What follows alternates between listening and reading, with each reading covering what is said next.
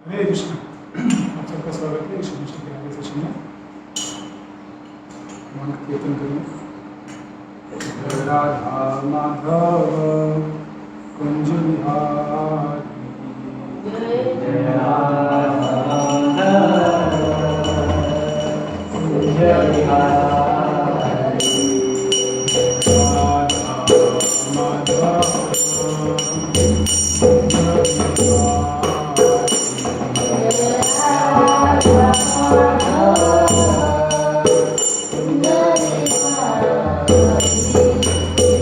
गोपी जन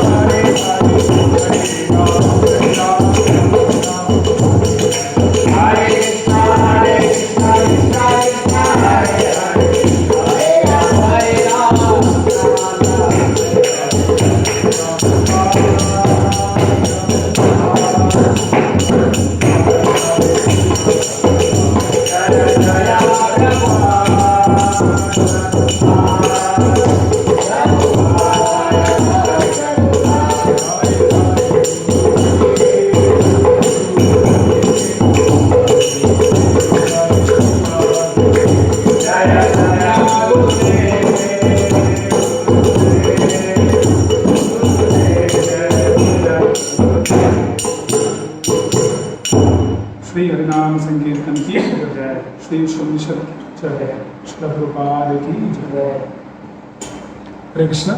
आप सबका फिर से स्वागत है आज के उपनिषद के सेशन में। मम ज्ञानतिमिरन्धस्य ज्ञानाञ्जनशलाकया चक्षुरुन्मिलितं येन तस्मै श्रीगुरवे नमः। नमो विष्णुपदाय कृष्णप्रेष्ठाय भूतले श्रीमते भक्तिवेदान्तस्वामिनिति नामिने। नमस्ते सारस्वतदेवे गौरवाणी विचारिणे निर्विशेष शून्यवादि पाश्चात्यदेशतारिणे। जय श्री कृष्ण चैतन्य प्रभु नित्यानंद श्री अद्वैत गदाधर श्रीवासादि गौरभक्तवृंद। हरे कृष्णा कृष्णा कृष्णा हरे हरे, हरे राम राम राम हरे हरे। हरे कृष्ण। तो अभी तक हमने भगवान के बारे में सुना, कैसे वो सारे सृष्टि के स्वामी हैं, ईशावास्यम सर्वम, और हमें अपना नियत भाग लेना है जो हमें अलॉटेड कोटा है। भगवान के अचंत गुणों के बारे में सुना, जो उनके महाभागवत भक्त हैं वो कैसे सब जीवों को, पूरी सृष्टि को भगवान से संबंधित देखते हैं। और उन लोगों के बारे में सुना जो कि भगवान का को नहीं पूछते हैं, उनका क्या होता है, उनको क्या फल मिलता है। और कल से हमने जो एक भक्त की प्रार्थना है वो हमने सेक्शन की शुरुआत की। नेक्स्ट,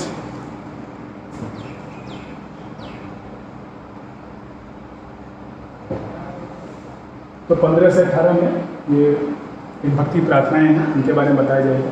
कल हमने पहले नेक्स्ट पहला थोड़ा कुछ 15वें श्लोक के बारे में चर्चा की। तो उसमें हमने समझा कैसे कृष्ण ही ब्रह्मन के आधार हैं, ब्रह्मण प्रतिष्ठा हम। तो ब्रह्मन परमात्मा भगवान के विषय में समझा, ये 30 पर ईश्वर को साक्षात्कार करने हैं। और कुछ विशेष चर्चा की कृष्ण भगवान की वृंदावन में कैसे वो अपने भक्तों के साथ प्रेम का आदान प्रदान करते हैं। इसी चर्चा को हम आगे बढ़ाएंगे। नेक्स्ट श्लोक हमने पहले ही डिसाइड कर लिया। नेक्स्ट तो भागवतम का एक बहुत ही महत्वपूर्ण श्लोक है जो कि प्रभा जी यहाँ पे तात्पर्य में बता रहे हैं। कृपया मेरे पीछे दोहराइए। इत्थं सतां ब्रह्म सुखानुभूत्या दास्यं गतानां परदैवतेन मायाश्रितानां नरदारकेन साकं विजहरू कृतपुण्यपुञ्जा। Next translation.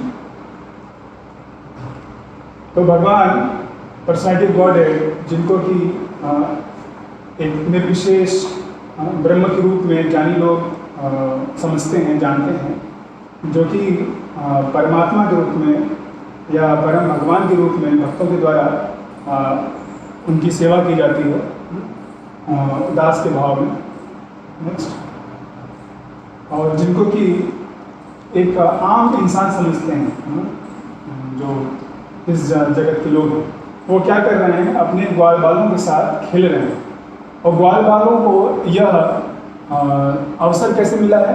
यह अवसर उनको मिला है क्योंकि उन्होंने करोड़ों करोड़ों जन्मों तक तो शुभ कार्य है, पुण्य कार्य है, वो क्रियाएं की। इस कारण वो क्या कर पा रहे हैं, भगवान के साथ उनके सखा के रूप में खेल पा रहे हैं, उनको वो सेवा कर पा रहे हैं। तो भगवान की जो लीलाएं हैं ग्वाल बाल के साथ, वो ऐसी हैं जैसे कि कोई आम इंसान करे, कपट मूढ़ कपट मनुष्य, लेकिन वो हम जान रहे हैं वो कौन है, स्वयं श्री भगवान है। तो श्री भगवान के साथ इस संपर्क को प्राप्त करने के लिए अनेकों जन्मों तक उन्होंने पुण्य कर्म किए। तो यहाँ महत्वपूर्ण बात क्या है, पीछे जाएंगे तो बता रहे हैं कि यही भगवान जो है उनको ब्रह्म, जो ज्ञानी हैं वो ब्रह्म के रूप में देखते हैं। तो यहाँ से भी हम समझ सकते हैं कि जो कृष्ण भगवान है वह उसी ब्रह्म के स्रोत है। नेक्स्ट नेक्स्ट तो इस तरह हमने पहले भी देखा भगवान की अनेक अनेक लीला में, कैसे उन्होंने अगासुर बकासुर का वध किया, अपने भक्तों के साथ वो खेल रहे हैं। और भगवान इन पांचों जो रस है वो हमेशा उसमें दिव्य लीलाएं करते रहते हैं, क्रियाकलाप करते रहते हैं अपने भक्तों के साथ, पार्षदों के साथ। शांत, दास्य, साख्य, वात्सल्य और माधुर्य, तो पांच जो प्रमुख रस हैं जो कि स्थायी भाव है, उनमें भगवान अपने भक्तों के साथ क्या करते हैं, संपर्क करते हैं, उनका प्रेम का आदान प्रदान करते हैं। तो ये विशेष तौर पे आपको भक्ति रसम सिंधु में बताया जा रहा होगा, इसके बारे में भी जो अगला सेक्शन शायद आएगा उसमें और डिटेल में बताया जाएगा। तो प्रमुख चीज़ ये है यहाँ पे कि जो एक आम व्यक्ति, आप देखिए हर व्यक्ति के माता पिता होते हैं, पति पत्नी होते हैं, बच्चे होते हैं, कुछ सेवक होते हैं, और कुछ लोगों के साथ वह बस मतलब एक न्यूट्रल रिलेशनशिप होता है, शांत। तो जो संबंध हम इस दुनिया में स्थापित करना चाहते हैं वो उसकी सिद्धि कहाँ पे है, भगवान श्री कृष्ण में संपूर्ण रूप में। तो वहीं हम ढूंढ रहे हैं जो कि यहाँ पे हमको नहीं मिलता है। हर व्यक्ति जब बचपन में होता है तो उसको आशा रहती है कि मेरे माता पिता बहुत अच्छे हों, और होते भी हैं, लेकिन संपूर्ण संतुष्टि नहीं मिलती। हाँ, फिर ऐसे ऐसे बढ़ के बढ़ता है, वो मित्रों को खोजता है, अच्छे मित्र नहीं मिलते, फिर जीवन साथी जो है उसको खोजते हैं, है ना। कुछ संतुष्ट होते हैं, कुछ मैक्सिमम लोग असंतुष्ट हो जाते हैं। तो यह असंतुष्टता क्यों आ रही है? क्योंकि हमारा जो अनुभव है भगवान कृष्ण के साथ भगवत धाम में, उसको ही यहाँ प्राप्त करना चाहें। तो अगर वो असली में प्राप्त करना है तो हमें भगवत धाम जाने के लिए प्रयास करना चाहिए, और वहाँ भगवान के सानिध्य में, भगवान के संपर्क में हम इन संबंधों को सिद्ध कर पाएंगे। नेक्स्ट, तो यहाँ पे भगवान के साक्षात्कार के विषय में बात चल रही है। तो ये जो भगवान का साक्षात्कार का पद्धति है, ये बहुत ही गूढ़ विज्ञान है। यह विज्ञान को जानना बहुत जरूरी है। भक्ति लोग सोचते हैं कि बस भाव की बात है और जिसके मन में जो आए वो कर सकता है, लेकिन यह एक विज्ञान है। विज्ञान मतलब आपको वो कुछ क्रियाकलाप करने पड़ेंगे, वो उसको पालन करना पड़ेगा। भगवान के साथ अगर संबंध जोड़ना है, भगवान का साक्षात्कार करना है, तो आपको उन नियमों का पालन करना पड़ेगा।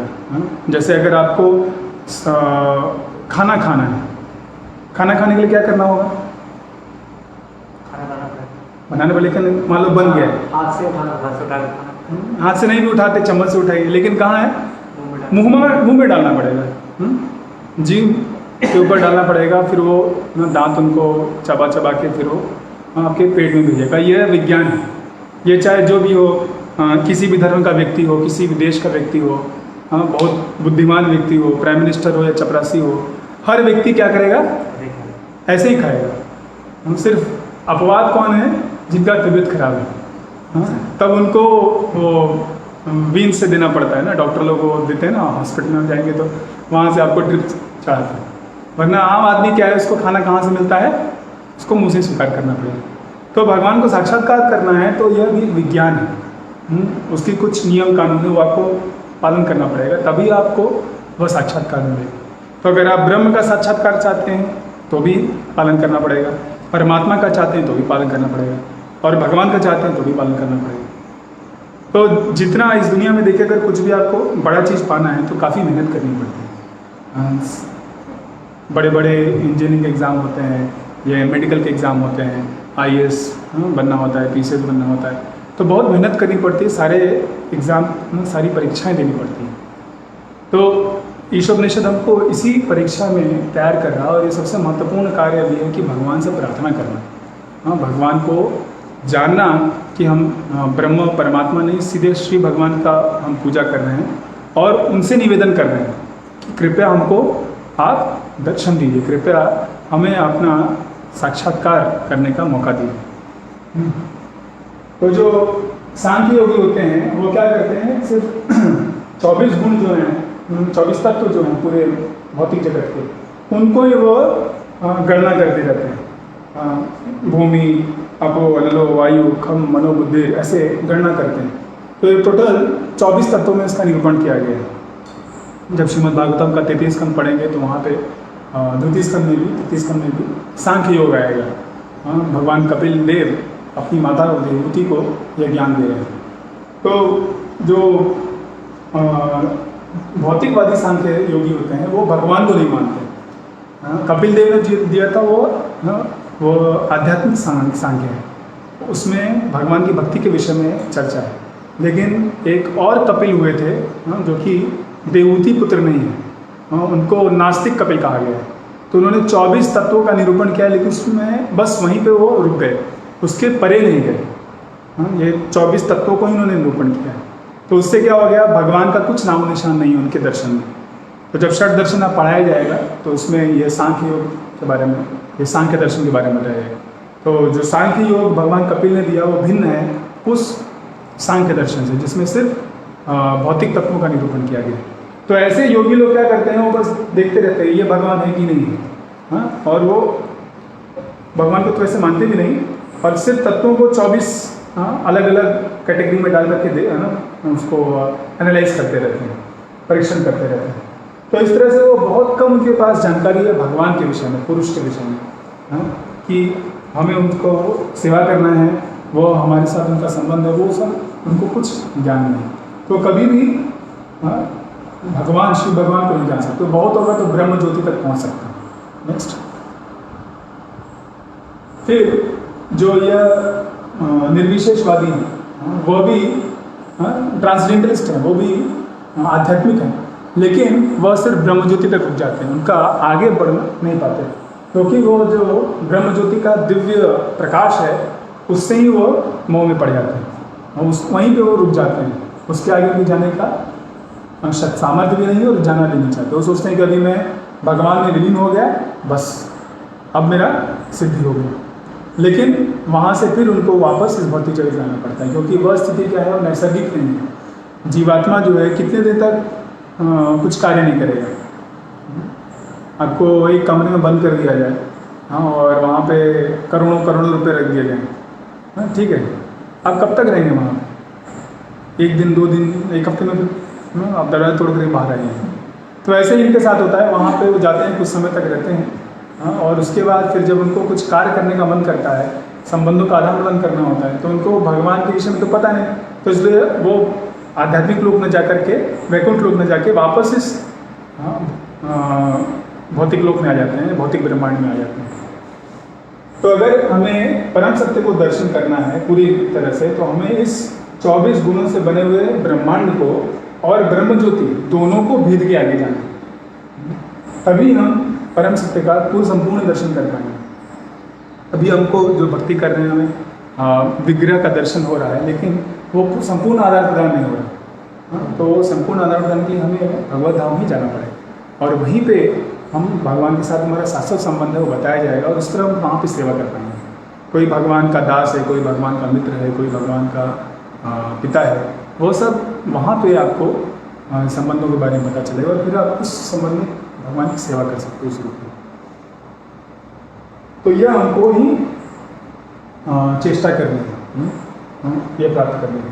नेक्स्ट, तो इसलिए ईश्वर क्या कर रहे हैं यहाँ पे, उसी दिशा में आदेश दे रहे हैं, उसी दिशा में उनको मदद कर रहे हैं। हिरण्मयेन पात्रेण सत्यस्यापि हितमुखम्, ये आपका जो यह ब्रह्मज्योति है, जो आपके रूप को, असली रूप को ढका हुआ है, कृपया उसको आप हटा दीजिए।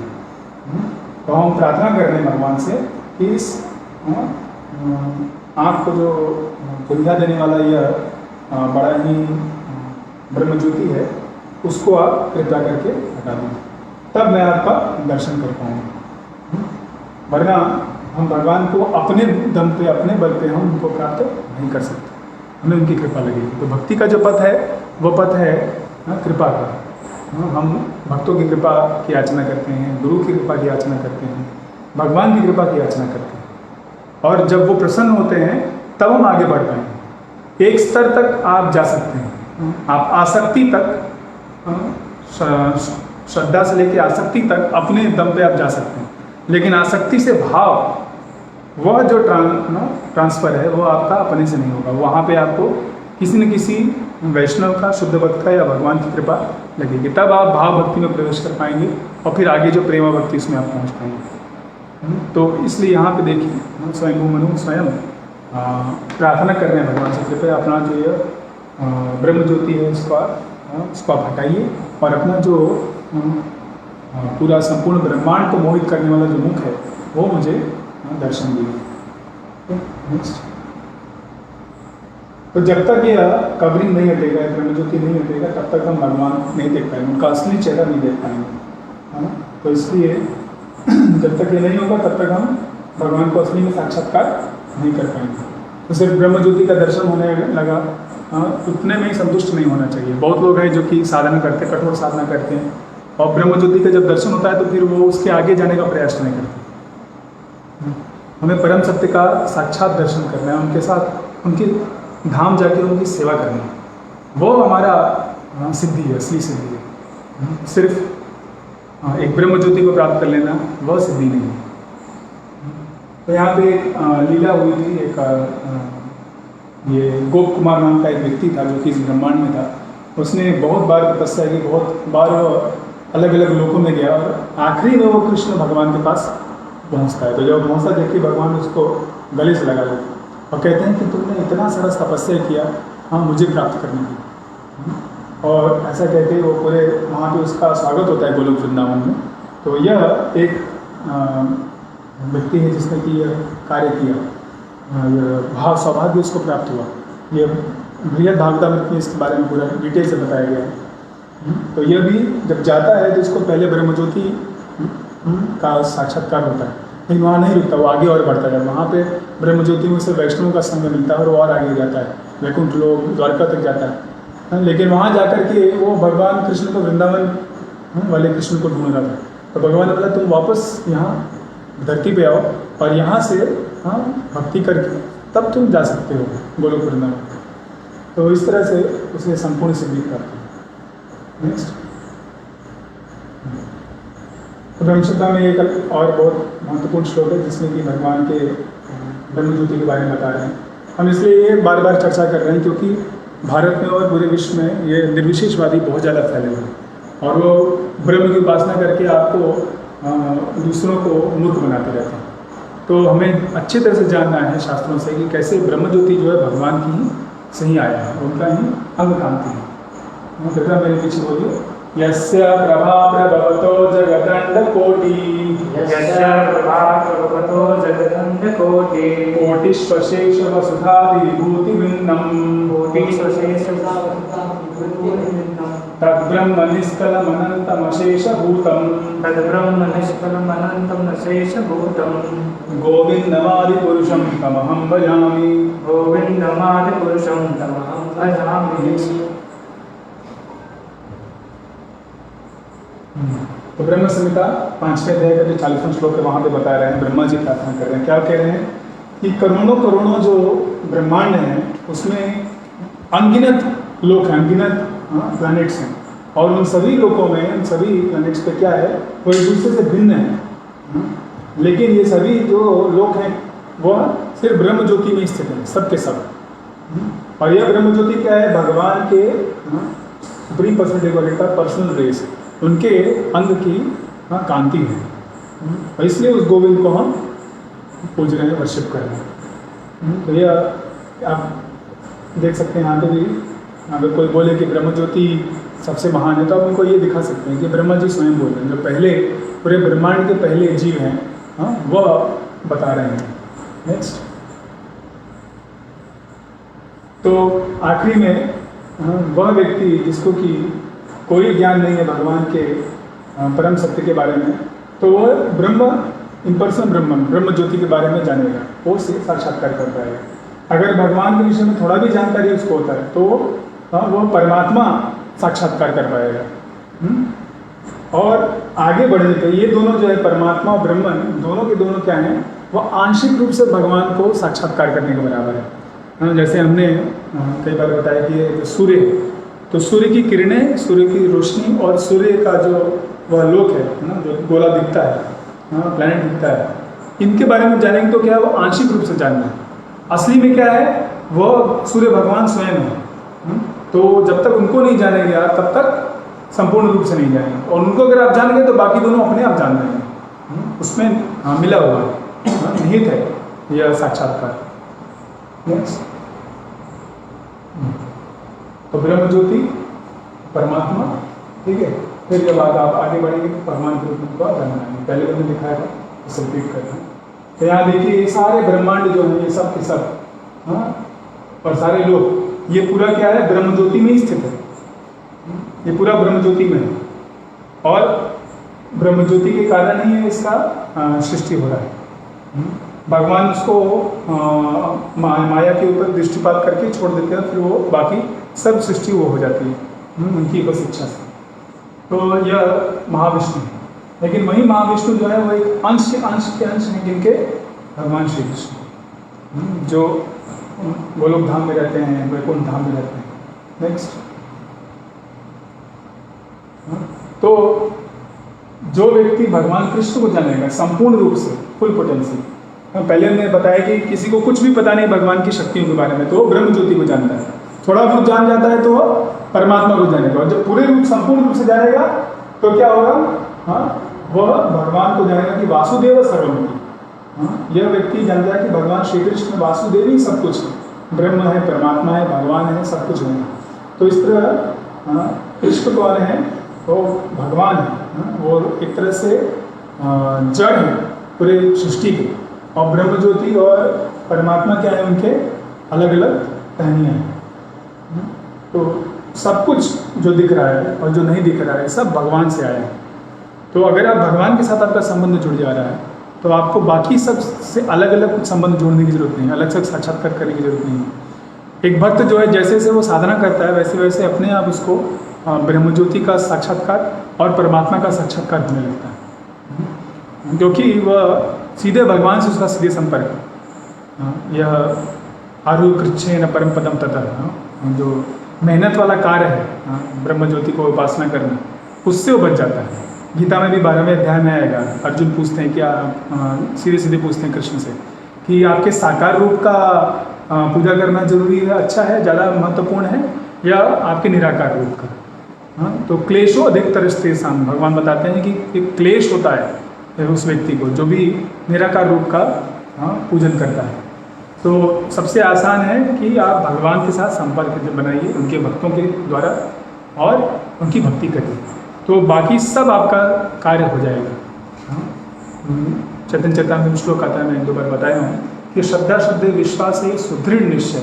श्रद्धा क्या है? यह विश्वास होना, यह सुदृढ़ निश्चय होना क्या कि कृष्ण भक्ति कैले सर्व कर्म कृत। अगर मैं कृष्ण भगवान की भक्ति करूँगा तो हमारे सारे कार्य भौतिक और आध्यात्मिक सब का सिद्धि होगा, हमें कुछ भी अलग से करने की जरूरत नहीं भगवान कृष्ण की भक्ति करने से। तो जब तक ये आस्था नहीं आती तब तक हम दोनों कार्य करते रहते हैं। अपना जो कर्तव्य है, भौतिक कर्तव्य है, वर्णाश्रम का जो नियम कानून है, और सनातन धर्म भगवत भक्ति, दोनों साथ साथ करते रहते हैं। हाँ, लेकिन जब साक्षात्कार हो जाता है तो मृत्यु के वक्त आप सिर्फ चाहते हैं कि मैं सिर्फ कृष्ण की सेवा करूँ और आपको इस ब्रह्मांड में रहने की कोई आवश्यकता नहीं रहती।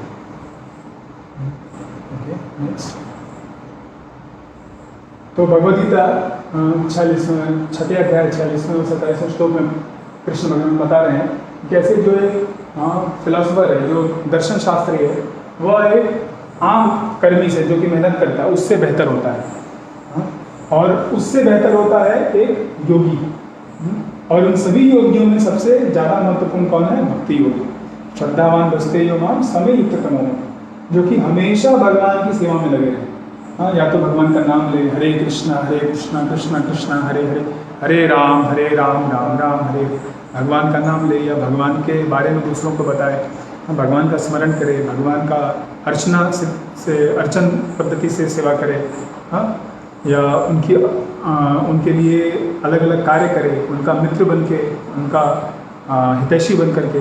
तो इस तरह से जो भगवान की सेवा में हमेशा लगा है वह सबसे उच्चतम व्यक्ति है। समय युक्त तमो मत, यह भगवान कृष्ण का मत है, किसी अरे गरे व्यक्ति का नहीं। मान लीजिए मैं कहूँ, कोई और कहे तो बोले हाँ ठीक है, इसका मत है, क्या मत? एवरीबडी हैज एन ओपिनियन, लेकिन यह जो मत किसका है? श्री भगवान कृष्ण स्वयं, उनका मत है कि वह व्यक्ति सबसे महत्वपूर्ण है। तो भी आपका ये 6वां अध्याय चल ही रहा है, उसमें आपको आगे श्लोक अच्छे से बताया जाएगा। तो यहाँ पे ईशोपनिषद यही आपको डायरेक्ट कर रहा है, इसी तरह बता रहा है, ये इस पद को आप स्वीकार करें। तो जो पूरे 18 अध्याय में गीता में बताया गया है वहीं 18 श्लोकों में बताया जा रहा है ईशोपनिषद में। तो ये बार बार चीज़ें रिपीट होंगी, हो सकता है। तो वेदों में क्या है, आपको संपूर्ण ज्ञान दिया जाता है एकदम शुरू से लेकर अंत तक, और उसके बाद आखिरी में क्या है, उसका सार भी दिया जाता है ताकि आप उसको समझ सकें कि भाई इतना घंटा जो हमने पढ़ा, 700 श्लोक पढ़े गीता के, उसका सार क्या है। तो सार इन 18 श्लोकों में। उसी तरह पूरा जो आप भक्ति राम समृत सिंधु पढ़ रहे हैं उसका सार क्या है? उपदेशामृत 11 श्लोकों में, सारे के सारे उपदेशों का, सारे भागवत सबका सार 11 श्लोकों में दिया कि आपको क्या करना है। इसी तरह पूरे गीता का सार गीता में भी दिया है, उसे चतुर्श्लोकी गीता बोलते हैं। पूरे श्रीमद् भागवतम का सार भागवतम में चतुर्श्लोकी भागवतम कहते हैं। तो वैदिक साहित्य में यह बहुत अच्छी बात है कि सारी चीज़ों का पूरी अच्छे से डिटेल से बताया जाता है, और आखिरी में सार भी दिया जाता है। और सार जो है आप उसको निचोड़ को आप सीधे सीधे पालन कर सकते हैं। जैसे आप नींबू लीजिए, नींबू का कुछ खा नहीं सकते, कुछ कर नहीं सकते, वहीं नींबू को काट के उसको निचोड़ के उसका जो रस आ जाएगा, अब रस के साथ आप बहुत कुछ कर सकते हैं। हाँ, उसको नींबू पानी बना सकते हैं, उसको आप दूध में डाल के फाड़ करके फिर दूध को इस्तेमाल कर सकते हैं, पनीर बना सकते हैं, बहुत कुछ कर सकते हैं। तो जो सार है वो हर व्यक्ति हर समय पालन कर सकता है।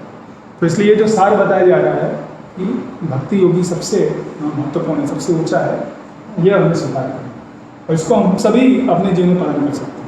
ताकि जब हम नाम जप कर रहे हैं, जब भगवान के कृष्ण में श्रवण कर रहे हैं, तो हमारा मन कहीं विचलित ना हो। सबसे महत्वपूर्ण जो अंग है हमारा भगवान कृष्ण का नाम जप करना, उसमें आप देखिए सबसे ज़्यादा प्रॉब्लम आता है, मन जो है सबसे ज़्यादा भागेगा। तो वो मन भागे नहीं, यहाँ जहाँ भाग रहा है, हम आप सोचिए, मान लीजिए आप जब करने बैठे हैं और आपका मन कुछ सोच रहा है, टीवी के बारे में सोच रहा है, मोबाइल के बारे में सोच रहा है, तो सोचिए कि वो मोबाइल कहाँ से आया है, कृष्ण से आया है। कृष्ण का क्या है, वो है सेपरेटेड एनर्जी। तो हम हमारे साथ जब कृष्ण स्वयं है हरे कृष्ण महामंत्र के रूप में, तो मैं क्यों इस छोटे से जो उनके टुकड़े उसके बारे में सोचूं या किसी और व्यक्ति के बारे में सोचूं। तो इस तरह आपको स्वयं को अपने मन को समझाना है, वापस लेके आना है। यतो यतो निश्चलति मनश्चंचलम अस्थिरम ततस्ततम नियमेता आत्मन्येव वशम्। जहाँ जहाँ आपका मन भागे वहाँ से उसको वापस खींच के ले। क्योंकि हम चीज़ों को भिन्न देखते हैं, हमें लगता है कि हमें वो मिस हो रहा है, शायद ये मिस हो रहा है। तो वो मिस कुछ नहीं हो रहा है।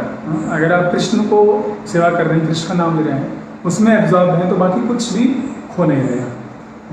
तो यहाँ देखिए जो श्री भगवान है वह नंद महाराज के लिए बड़े मुश्किल से उनका खड़ाऊ लेके आ रहे हैं। तो यह प्रेममयी सेवा भगवान आपके कंट्रोल में हो जाते हैं। मायावादी लोग, निर्विशेषवादी लोग भगवान बनना चाहते हैं, सुप्रीम कंट्रोलर, नियंत्रण करता बनना चाहते हैं। हमारे अंदर भी वो भावना है, कल डिस्कस कर रहे थे, हमारे पास जो प्रभुत्व जताने की, नियंत्रण करने और भोग करने की प्रवृत्ति है। लेकिन यहाँ देखिए भगवान स्वयं नियंत्रण में आ जा रहे हैं आपके। अर्जुन का रथ स्वयं वहाँ करेंगे। तो जब आप भगवान से प्रेम करेंगे, भक्ति करेंगे, तो भगवान आपके प्रेम में बदलने के लिए तैयार। इस तरह से वह व्यक्ति जो है सबसे उच्चतम व्यक्ति बन जाता है और भगवान के साथ अपने संबंध में वो संतुष्ट रहता है। और वो ये नहीं देखता यहाँ पे यशोदा माई को कुछ इंफिनिटी कॉम्प्लेक्स नहीं हो रहा है, उन्हें जेलिसी नहीं हो रही है, नंद महाराज के साथ वो इतना बढ़िया सेवा कर रहा है, ऐसा कुछ नहीं। हर व्यक्ति अपने संबंध में संतुष्ट है। हनुमान जी भगवान राम की पूजा करके संतुष्ट हैं, अर्जुन कृष्ण की पूजा करके संतुष्ट है, ठीक है। तो और प्रहलाद महाराज जो नरसिंह देव की पूजा करके संतुष्ट है। तो उनका जिसके साथ संबंध है उस अपने इष्ट देव के सेवा में वो पूरी तरह से संतुष्ट है। ऐसा कहते हैं कि जो भक्ति योगी है वही शांत रहता है, बाकी सब जो है अशांत रहते हैं। गीता का चैतन्य चैतन्य का श्लोक है कि कृष्ण भक्त निष्काम अतएव शांत। क्योंकि वो निष्काम, इससे कुछ और कामना नहीं, सिर्फ भगवान को प्रसन्न करने की इच्छा है, तो इसलिए वो हमेशा शांत है। नेक्स्ट, ठीक है, अभी स्लोवा मंत्र लेंगे।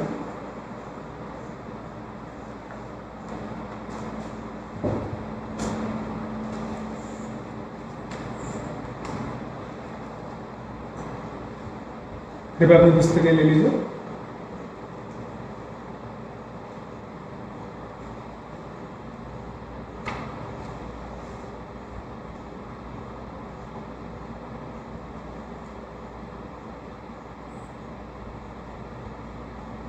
कुशन्नेकृसेयं सूर्य प्रजापत्य सन्निकर्षयं सूर्य प्रजापत्या विहारस्मिन् समूहा तेजो यत्ते रूपं कल्याणतमं तेजो यत्ते रूपं कल्याणकं तत्ते पश्यामि योऽसाव तत्ते पश्यामि योऽसाव असो पुरुषो सोऽहमस्मि। असो पुरुषः सोऽहमस्मि। अनुवाद नेक्स्ट। तो यहाँ कह रहे हैं, हे भगवान, हे आदि विचारक, हे ब्रह्मांड के पालक, हे नियामक, शुद्ध भक्तों के लक्ष्य, मानव जाति के प्रजापतियों के चिंतक, कृपा करके आप अपनी दिव्य किरणों के तेज को हटा लें, जिससे मैं आपके आनंदमय स्वरूप का दर्शन कर सकूं। जिस प्रकार सूर्य और सूर्य की किरणें होती हैं, उसी प्रकार आप परमेश्वर हैं और मैं एक तुच्छ जीव हूँ। तो यहाँ पे अनेक अनेक भगवान के विषय में गुणगान कर रहे हैं। सबसे पहले बोल रहे हैं कि हे भगवान, हे मेरे प्रभु। फिर बोल रहे हैं कि हे आदि विचारक, प्राइमरी फिलोसफर, हे नियामक, सबको रेगुलेटिव प्रिंसिपल जो है, शुद्ध भक्तों के लक्ष्य, डेस्टिनेशन ऑफ प्योर डिवोटीज, और सारे प्रजापतियों के शुभ चिंतक। और फिर से वो क्या कर रहे हैं, वहीं प्रार्थना कर रहे हैं कि कृपया आप जो आपका ये जो दिव्य ज्योति है उसको आप हटा लीजिए। तो दोनों पिछले श्लोक में, इस श्लोक में भी बार बार वो यही निवेदन कर रहे हैं। नेक्स्ट। तो जो व्यक्ति भगवान के ब्रह्म ज्योति का साक्षात्कार करता है उसको कुछ शुभता का अनुभव होता है, क्योंकि ये जो भौतिक जगत है 3 गुणों से आच्छादित है और हमेशा कुछ न कुछ उथल पुथल रहती है। तो जो इससे निकल के ब्रह्म ज्योति का साक्षात्कार करता है तो उसे शुभता का अनुभव होता है, हाँ, लेकिन वह शाश्वत काल तक नहीं होती, वो संपूर्ण नहीं होती। इसके बाद जो परमात्मा को साक्षात्कार करता है उसको थोड़ा और ज़्यादा शुभता का अनुभव होता है, हाँ, जो ब्रह्म ज्योति है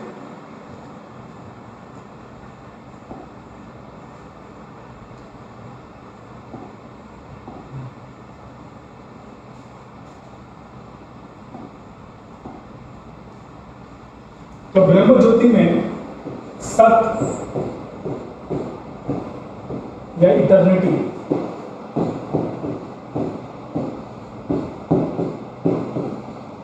ठीक है, इसका अनुभव होता है। तो हम जो बार बार जीवन मृत्यु के चक्र में आ रहे हैं जा रहे हैं उससे छुट्टी मिल जाती है। ब्रह्म भी सच्चित और आनंद है, लेकिन वहां पर सिर्फ सत का अनुभव कर सकते हैं। तो इसलिए व्यक्ति क्या है, संतुष्ट होता है, बहुत खुश होता है, वाह मुक्ति मिल गई।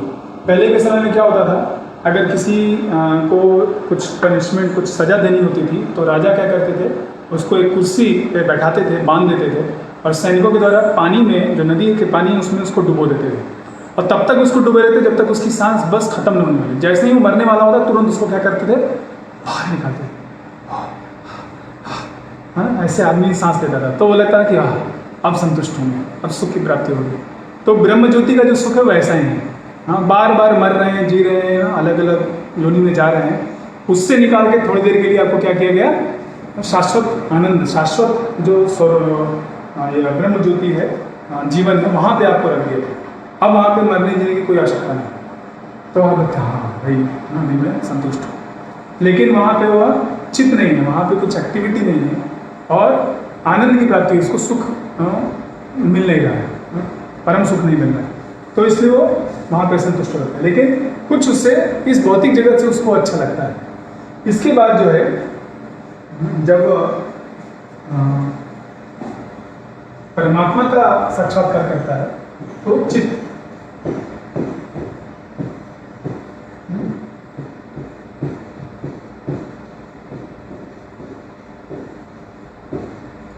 नॉलेज और वो ज्ञान के साथ साथ वो एक्टिव भी हो जाता है, उसका एक्टिविटी भी, वो एक भगवान परमात्मा के ऊपर वो ध्यान करने लगता है।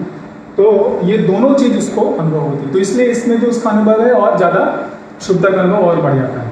लेकिन फिर भी उसे भगवान के साथ जो डायनामिक रिलेशनशिप है, हाँ, जो एक आदान प्रदान है बार, उनके साथ वो नहीं हो पा रहा, हाँ, उनकी सेवा नहीं कर पा रहा, तो इसलिए वह संपूर्ण शुद्धता का अनुभव नहीं कर पाता। फिर जब भगवान को साक्षात्कार करता है तब उसको सत, चित और आनंद तीनों मिलते हैं।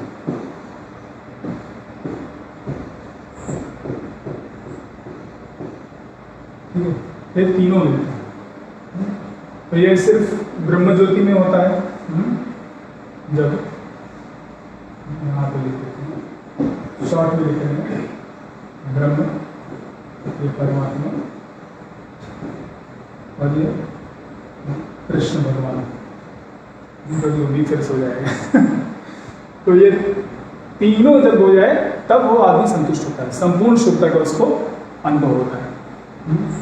तो इसलिए हम पहले से ही हम लोग को हमारे आचार्य बोलते हैं कि आप भगवान कृष्ण की, विष्णु की, राम की, उनकी भक्ति करिए, भक्ति में लगिए, भक्ति योग करिए, बाकी कोई योग करने से आपको संपूर्णता नहीं मिलेगी।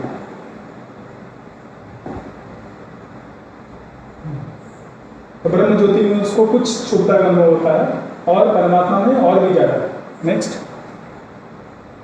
लेकिन जब वो कृष्ण से मिलता है, सुप्रीम पर्सनैलिटी गॉडहेड से आमने सामने, देखिए यहाँ पे कृष्ण और बलराम छोटे बालक के रूप में है, उनका नामकरण का यहाँ पे वो चल रहा है, सेरेमनी चल रहा है, तो वैज्ञ मुनि आए हैं, वो चुप करके उनको नामकरण कर रहे हैं। तो वो जो आदान प्रदान है, जब ऐसे व्यक्ति आदान प्रदान करता है तो इसमें सबसे ज़्यादा भगवान का जो शुद्धता है वो उसको आत्मसात कर पाता है, अनुभव कर पाता है। क्योंकि हम कृष्ण को प्रसन्न कर रहे हैं, जिसके लिए हम बने हैं, जीवेर स्वरूप है कृष्ण नित्यदास। तो हमारा पूरा का पूरा ध्येय भगवान को प्रसन्न करने में है, तो भगवान भी हमको असीमित आनंद देते हैं।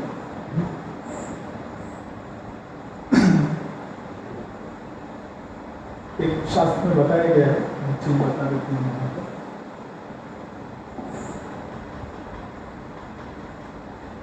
तो भगवान क्या है, वह असीमित है।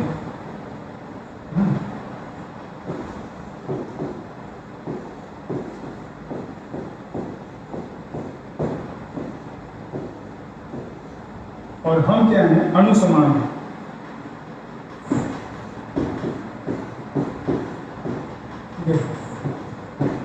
एक 10,000वां भाग है हमारा ये डायमेंशन है, ठीक है।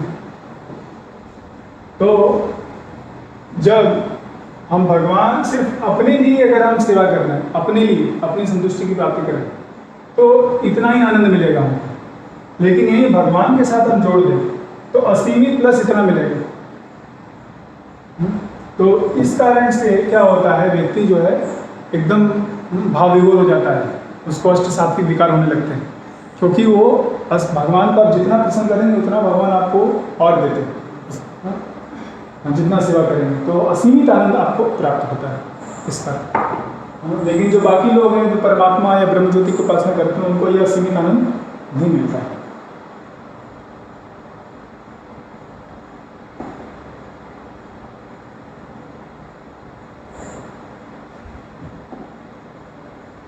नेक्स्ट, तो यहाँ पे भगवान को आदि जो प्राइमेबल फिलोसफर, जो दर्शन शास्त्री है, उनको आदि दर्शन शास्त्र देने वाला बता रहे हैं, और उनको पालन करता इस ब्रह्मांड का शुभ चिंतक, ये सब बता रहे हैं। ये सब अलग अलग संज्ञा दी जा रही है। तो ऐसी संज्ञा एक व्यक्ति को ही दी जा सकती है। शुभ चिंतक कौन होता है? कोई क्या कहते हैं, ज्योति होता है। ये जो लाइट है, ट्यूबलाइट है, वो आपका शुभ चिंता करेगी। शुभ चिंतक मतलब वो उसमें वो भावनात्मक व्यक्ति है, वो कॉन्शियस है, चेतना वाला व्यक्ति है। तो व्यक्ति होना पड़ेगा, वरना ऐसे वो दर्शन शास्त्र नहीं दे सकता। जो गीता उन्होंने जो ज्ञान सुना है, आज भी हम सब पढ़ने का प्रयास कर रहे हैं, और पूरे विश्व में ये जानी मानी पुस्तक है दर्शन शास्त्र के। पूरे ब्रह्मांड का वो पालन कर रहे हैं, और सबके वो शुभ चिंतक हैं। तो यह हमें इससे पता चलता है यहाँ इस ईश्वर के मंत्र से कि भाई भगवान व्यक्ति है, क्योंकि उनके इतने सारे ऐसे गुण हैं। तो अगर कोई व्यक्ति नकारता है कि निराकार है, तो आप उनको ये ईश्वर के शब्द का मंत्र दिखा सकते हैं, भाई देखो ऐसी बात है। नेक्स्ट, तो पूरे ब्रह्मांड को वो क्या कर रहे हैं, वो एको बहुनाम जो विद्यार्थी का मान, कल हम बात कर रहे थे इसके विषय में। तो वो पूरे ब्रह्मांड को भगवान क्या कर रहे हैं, पालन कर रहे हैं, लेकिन फिर भी अपने भक्तों को विशेष कृपा देते हैं। ये गीता में बताया गया, भगवान गीता में बोल रहे हैं, नीचे लगे भगवत गीता में 9.29 में आता है कि मैं किसी को I envy no one nor I am partial to anyone, मैं किसी के साथ द्वेष का भाव नहीं रखता, लेकिन मैं सबके प्रति बराबर हूँ। लेकिन जो मुझे सेवा करेगा, प्रेम में सेवा करेगा, मैं उसका मित्र हूँ और वो मेरा मित्र है। तो जो भगवान की सेवा करेगा, भगवान उसको भी बचाते हैं। जैसे यहाँ पे देखिए, ब्रजवासियों को इंद्र मारना चाहता था, लेकिन भगवान ने उनको बचाया, क्योंकि उन्होंने उनकी बात मानी और गोवर्धन की पूजा की थी। तो उनका जो भी सेवा करता है, भगवान उनको संपूर्ण सुरक्षा देते हैं, उसके संपूर्ण चिंता। नेक्स्ट, तो अपने भक्तों को फेवर करते हैं, उनको मदद करते हैं, उनको अंदर से ज्ञान देते हैं। ददामी बुद्धि योगम तम, ये सबसे महत्वपूर्ण है। कई बार हम समझ नहीं पाते कि हमें क्या स्टेप लेना चाहिए, किधर जाना है, क्या अपने जीवन में करना है। तो अंदर से भगवान उस भक्त को, अगर वह प्रमाणित भक्त है, तो अंदर से उसको ज्ञान देते हैं कि भाई तुम ये करो, इधर जाओ, यहाँ इस भक्त से मिलो, फिर आपको आगे की बात बताई जाएगी। तो यह महत्वपूर्ण है, भगवान अपना ज्ञान देते हैं जिसके द्वारा कि वह हम उनको प्राप्त कर सकें। तो इस तरह जो एक भक्त है, वह ज्ञानियों और योगियों से कई गुना ज़्यादा अधिक है, महत्वपूर्ण है, क्योंकि वो लोग क्या कर रहे हैं, अपने दम के ऊपर आगे बढ़ रहे हैं। मैं कठोर तपस्या करूँगा, मैं ज्ञान का अर्जन करूँगा, मैं सारे शास्त्र पढ़ूँगा, ठीक है, तो फिर वो अपने बल पे रहता है, करो तुम अपने बल पे। अगर आप कहीं गए हैं, वहाँ पे आपको वहाँ पे जन्माष्टमी है, कुछ प्रसाद वितरण हो रहा है, और वहाँ जाइए और एक व्यक्ति को देखिए क्या कर रहा है, वो पूरा मयूर आसन में बैठा हुआ है, ठीक है। एक बाबा जी महाराज हैं, वो बहुत योगा वगैरह कराते हैं, उनका मान लीजिए शिष्य है वो, तो आप बोलेंगे क्या कर रहे हैं बाबा जी महाराज आप? नहीं, मैं अपने दम पे प्लेट प्राप्त करूँगा, ठीक है, मैं लाइन में क्यों लगूँ, मैं अपने से प्राप्त करूँगा। ठीक है, करते रहिए, आप आराम से जाइए, लाइन में लगिए, प्रसाद लीजिए और चले जाएंगे, ठीक है। तो अपने दम पे आप करना चाहेंगे तो बहुत देर लगेगी और हो सकता है प्राप्त ना हो। तो भक्ति योगी जो है वो भगवान का शरण लेके तुरंत भगवान का शरण प्राप्त कर सकता है। बस भगवान को प्रसन्न होने की जरूरत है। जब भगवान संपूर्णतः प्रसन्न होंगे, आपको तुरंत इस भगवत धाम, अपने भगवत धाम में जाएंगे, इस धरती से उठाकर। नेक्स्ट, तो ये उद्धव से बोल रहे हैं, भागवतम के 11वें स्कंद में 14वां अध्याय 20वां श्लोक है। तो कह रहे हैं कि जो व्यक्ति जो अनन्य भक्ति करता है मेरे प्रति, वह मुझे, जो भक्त हैं वो क्या कर रहे हैं, मेरे को अपने कंट्रोल में, अपने नियंत्रण में ले आते हैं। इस तरह से जो नियंत्रण है वह योगी, निश्चित योगी, जो हठ योगी है, सांख्य जो दर्शन शास्त्री हैं, अच्छा कार्य करने वाले, वेदों को पढ़ने वाले, तपस्या करने वाले, सब त्यागने वाले, त्यागी वैरागी, वो सब इस तरह से मुझे प्राप्त नहीं कर पाते। तो इसका उदाहरण है दामोदर लीला, जिसमें भगवान को बांधने का प्रयास कर रही थी यशोदा माई, और वह भगवान के भक्त होने के कारण उनको सफलता मिलती है, वरना कोई भी उनको बांध नहीं सकता, कोई भी उनको पकड़ नहीं सकता। तो यह भगवान इन लीलाओं से दिखा रहे हैं कि भाई तुम्हें अगर मुझे प्राप्त करना है तो मेरा भक्त बनना पड़ेगा, और भक्तों को मैं बहुत आसानी से उपलब्ध हूँ। नेक्स्ट, तो इस श्लोक में असौ पुरुष सोहम अस्मि, इसमें इससे ये नहीं बता रहा, सोहम का मतलब ये नहीं कि मैं, हम जो जीवात्मा है और भगवान वह क्या हो गए हैं, समान हो गए, एक तरह के हो गए संपूर्ण रूप में। तो मंत्र 16 में जो भक्ति ठाकुर ने अपना तात्पर्य दिया है, उसमें वो इस तरह से ट्रांसलेट करते हैं कि हे पूषण, हे कृषि, हे सूर्य, हे प्रजापति, कृपया उन अपनी जो ये रोशनी है उसको आप हटाइए, जिससे कि मैं आपका जो सबसे शुभ रूप है वो देख पाऊँ। मैं आपके रूप को देखने के लिए इसलिए योग्य हूँ क्योंकि आप परमात्मा हैं, और आपका जो आप you the complete person in परमात्मा, your portion material world and we जीवास आर ऑल स्पिरिचुअल। तो आप भगवान, परमात्मा और मैं जीव, हम सब के सब आध्यात्मिक हैं। इसलिए कृपया आप कृपा करिए और मुझे अपना दर्शन दीजिए। तो अगर हम लोग बराबर होते भगवान के, तो यहाँ पे प्रार्थना करने की क्या जरूरत पड़ती? अगर हम और भगवान सभी रूप में बराबर हैं, सोहम है, एक बराबर है, जैसे मायावादी लोग बोलते हैं तत्वमसि, सोहम सोहम करते रहते हैं, ठीक है। तो फिर जरूरत क्या है प्रार्थना करने की? फिर जरूरत क्या है यहाँ पे ये सब इतना आप बार बार हिरण्यमयी पात्रेण हटाइए अपना, ये जो रूप है, ये जो ब्रह्म ज्योति है, ये क्यों बोलते हैं? इसलिए बोल रहे हैं क्योंकि हम उनसे कम है, हम अणु हैं, भगवान असीमित है, भगवान हमसे बहुत बड़े हैं। तो इसलिए हमारा जो एकत्व है वो किस पे है? गुणात्मक रूप से। तुलनात्मक रूप में हम बहुत छोटे हैं। नेक्स्ट, तो भगवत संदर्भ में जीव गोस्वामी बताते हैं, हम तात्पर्य में लिखते हैं कि भगवान तो एब्सोल्यूट ट्रुथ, परम सत्य हैं, उनको भगवान के रूप में, पर्सनैलिटी गॉडेड के रूप में आप साक्षात्कार कर सकते हैं। क्यों? क्योंकि वह सबसे शक्तिशाली हैं और सारी की सारी जो दिव्य शक्तियाँ उनमें हैं। तो ये भगवान की संपूर्ण दिव्य शक्ति ब्रह्म ज्योति में नहीं साक्षात्कार हो पाती, जैसे हम बता रहे हैं, सिर्फ सत का आपको अनुभव होता है। तो इसलिए ब्रह्म जो साक्षात्कार है वो क्या है? आंशिक साक्षात्कार है, व्यक्तिगत जो भक्ति जो भगवान स्वयं पर्सनैलिटी वर्ल्ड, उनका से आंशिक रूप में साक्षात्कार है।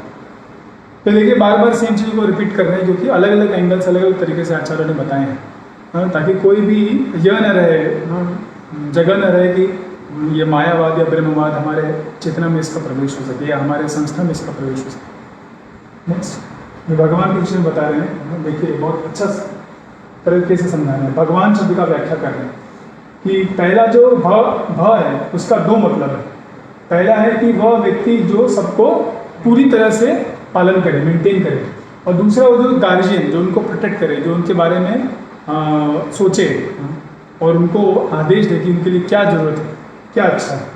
फिर दूसरा जो सिलेबस है ग, भगवान में भ, ग और वान है। तो ग का मतलब क्या है? जो कि आपको गाइड करे, आपका लीडर है, क्रिएटर है, आपको बनाया है, जो आपको आगे ले चल रहा है, हाँ? आपका जो शिक्षक के रूप में कार्य कर रहा है।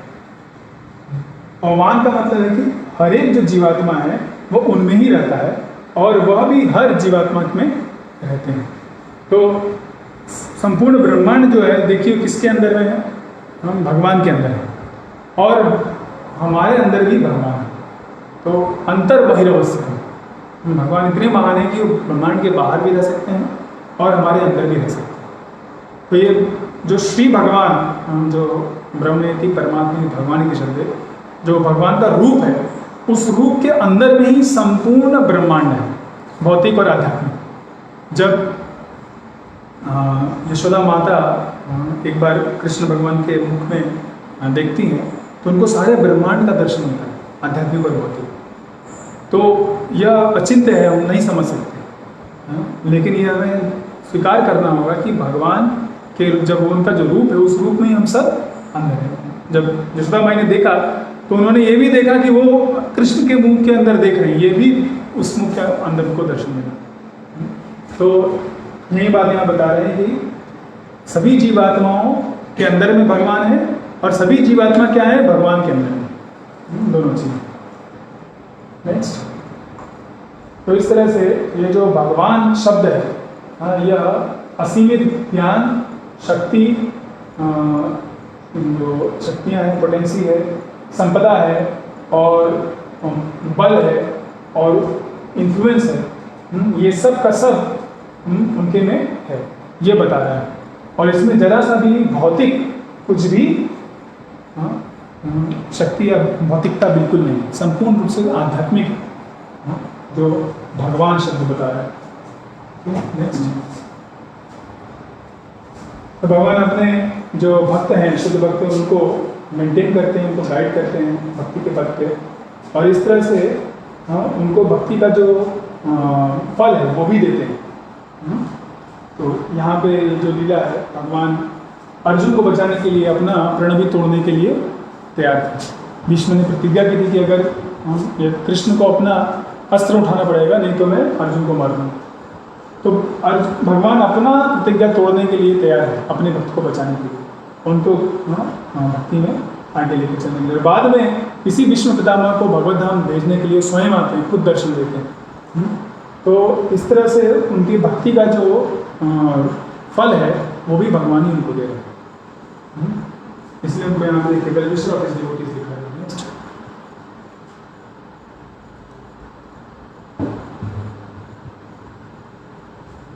तो भक्त उनको देख सकते हैं, अपने आंखों से सब दर्शन कर सकते हैं जब उनकी कृपा मिलेगी। और वह गोलोक वृंदावन जो धाम है भगवान का, जहाँ पे भगवान सब अपने भक्तों के साथ लीला कर रहे हैं, वहाँ पहुँच सकते हैं उनकी कृपा से। तो भक्ति जब हम कर रहे हैं तो हमें नम्रता के साथ भक्ति करनी चाहिए। जब हम हरे कृष्ण महामंत्र बोल रहे हैं तो हम निवेदन कर रहे हैं, हे राधा रानी, हे कृष्ण, हे भगवान राम, कृपया हमें अपनी सेवा में लगाइए। तो हम वहाँ पे डिमांड नहीं कर सकते कि अभी मैं इतना सुबह उठता हूँ, मंगल आरती करता हूँ, इतने साल से जप कर रहा हूँ, अभी तक क्यों नहीं दर्शन हुआ, अभी तो मुझे भगवत धाम में पहुँच जाना चाहिए। हम इस तरह से डिमांड नहीं कर सकते, हमें निवेदन करते रहना। जब भगवान संतुष्ट होंगे तो हम अपने धाम ले जाएंगे। नेक्स्ट, भगवान देखिए स्वयं आते हैं अपने भक्त को इस भावसागर से पार करने के लिए, और उसको सभी योग्यताएं देती हैं। उसमें योग्यता नहीं है भगवत धाम जाने की, तो स्वयं आ रहे हैं, उसको उठा रहे हैं। ठीक है, हम जो भक्ति कर रहे हैं उसके द्वारा हम क्या कर रहे हैं? भगवान को प्रसन्न करने का प्रयास कर रहे हैं। और जब भगवान प्रसन्न होते हैं तो जो हमारे पास नहीं है वो भी हमको देते हैं। योगक्षेम ग्रहम ही जो है हमारे पास उसको बचाते हैं, और जो नहीं है वो हमको देते हैं। इससे क्या होगा? उनका भक्त उनको प्राप्त कर पाएगा। तो भगवान हमसे ज़्यादा इच्छुक है हमको अपने धाम लेके जाने के लिए।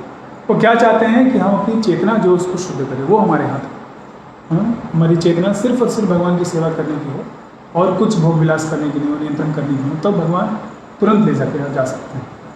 नेक्स्ट, तो जो भौतिक शक्ति है वह भगवान ने सीधे सीधे नहीं बनाई है। वह अपने आप को विस्तारित करते हैं अलग रूपों में, पुरुष अवतार में, गर्भोदक्षाय विष्णु, शिरोदक्षाय विष्णु और महाविष्णु के रूप में। और वह जो रूप हैं वो इस पूरे ब्रह्मांड को बनाते हैं, उसको चलाते हैं और बाद में डिस्ट्रॉय कर देते हैं। हाँ, देखिए भगवान महाविष्णु जो है दृष्टिपात कर रहे हैं भौतिक शक्ति के ऊपर, और फिर सारा का सारा जो है ये भौतिक सृष्टि होती है। तो यह सीधे भगवान का इसमें, श्री भगवान कृष्ण का उसमें डायरेक्ट कुछ हाथ नहीं, वो यहाँ पे इसमें इन्वॉल्व नहीं। उन्होंने वो विस्तार कर दिया पुरुष अवतार के रूप में, और पुरुष अवतार सारा काम करते हैं। तो कई बार कुछ अलग अलग घटनाएं घट जाती हैं, तो लोगों की आस्था जो है भगवान के ऊपर से उड़ जाती है। तो यह भगवान ने नियम कानून बनाए हैं, कर्मों का नियम बनाया है, वो कर्मों के कारण लोगों का ऐसा होता है, भौतिक प्रकृति करे।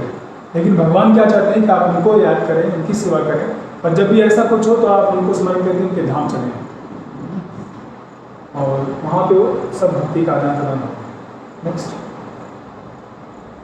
तो जो एक शुद्ध भक्त होता है वो भगवान से पूरी तरह आसक्त होता है, और वह बाकी भक्तों के साथ जब आता है तो बस भगवान का गुणगान करता है। जब दो शुद्ध भक्त मिलते हैं उनका एक ही कार्य है, कैसे भगवान का गुणगान किया जाए।